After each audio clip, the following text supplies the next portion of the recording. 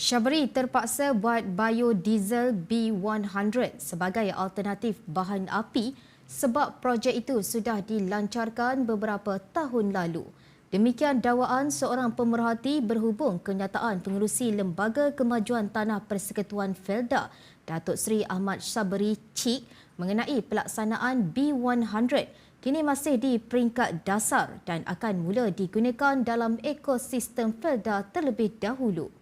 Menurut pemerhati, Syabri dikatakan terpaksa meneruskan projek tersebut memandangkan pelaburan besar telah pun dibuat termasuk perbelanjaan terhadap pembangunan teknologi. Namun pemerhati berpendapat penggunaan kelapa sawit dalam pembangunan biodiesel B100 itu boleh menelan kos yang tinggi jika digunakan secara meluas sebagai alternatif kepada bahan api diesel. Dalam masa sama, alternatif lain yang turut dicadangkan pemerhati adalah melalui penanaman sorghum yang dilihat lebih praktikal walaupun melibatkan perbelanjaan yang banyak. Dakwanya tanaman yang diimport dari Amerika Selatan itu menunjukkan pertumbuhan yang cepat iaitu hanya sekitar 3 minggu sebelum diproses dan dimasukkan ke dalam sistem insulator atau penebat untuk menyalurkan tenaga elektrik sebagai alternatif bahan api.